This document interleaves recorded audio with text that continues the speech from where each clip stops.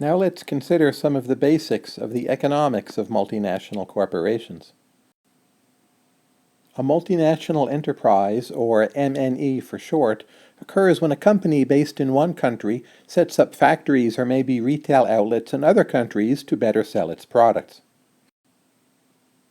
Multinationals are truly a significant force in foreign trade.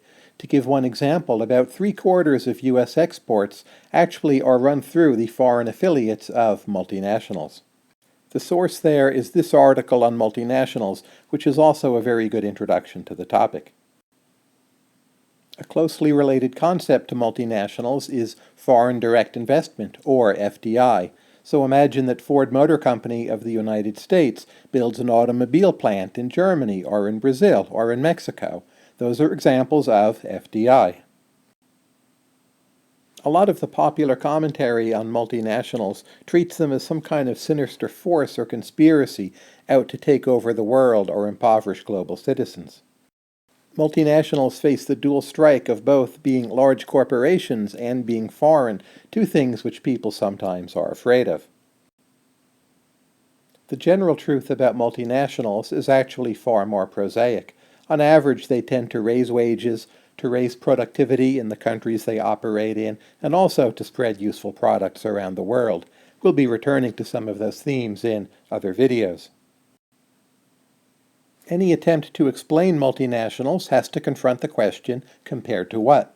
One alternative or substitute is, rather than owning an investment overseas, to license the relevant technology to a foreign company.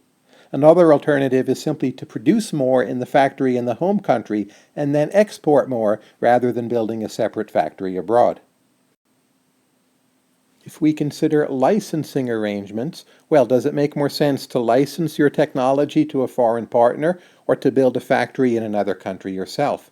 This is mainly a matter of transactions costs, and this is fairly well covered by the theory of industrial organization. In some cases, it's lower cost to try to manage the license, and in other cases, it's cheaper to actually build and run the factory yourself. A more common comparison in this literature is to compare the multinational to exporting more from the home country, and in this case, the core theory postulates that there is a trade-off between proximity and concentration advantages. So let's say, for instance, that there are increasing returns to scale to producing everything in a single plant in the home country. That force would then tend to encourage a single very large factory, again in the home country, and a lot of exporting. On the other side of the ledger is the countervailing factor of trade costs. It costs something to produce everything in the home country and then have to ship it around the entire world and maybe also pay tariffs.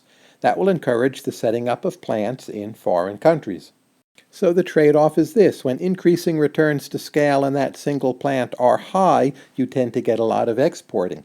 But when trade costs are high, you tend to get more multinationals. You'll find these and some other factors outlined in two very important papers by Lael Brainerd, one of the leading researchers in this area. There's also an important distinction between horizontal foreign direct investment and vertical direct investment. For instance, it's an example of horizontal direct investment when Ford Motor Company is setting up that plant in Mexico or Germany. Think of this as horizontal because they're setting up a Mexican or German version of something they've already been doing in the United States. An example of vertical FDI is something like the iPhone. The iPhone is produced with components made in Taiwan, the Philippines, and other places, and then the final assembly happens in China. It's a new and indeed fragmented production process, and it's not simply trying to copy some kind of factory already operating in the United States or whatever the home country might happen to be. You tend to get vertical multinationals when there are underpriced factors distributed across other countries. For instance, for a long time, it's been the case that labor in China has been underpriced relative to how much it can produce, and thus you've had a lot of foreign direct investment going into China, including to produce iPhones. In general, for vertical multinationals, you tend to get the R&D happening where skilled labor is cheap, and you tend to get the actual production happening where less skilled labor is cheap, So imagine, say, designing an iPhone in Silicon Valley and then doing the final assembly in China. The recent trend has been that vertical multinationals are growing considerably faster than horizontal multinationals, and that also means that there's been more foreign direct investment flowing to poorer countries. If you look at some of the older literature, you'll find claims that most multinationals take the horizontal form, and indeed that was true at that time, but this has been changing. On all of these matters, there's a very good paper by Alfaro and Charlton. An example here would be the multinational Foxconn, based in Taiwan. It produces the Wii, the Kindle, and the PlayStation, very often with final assembly in China.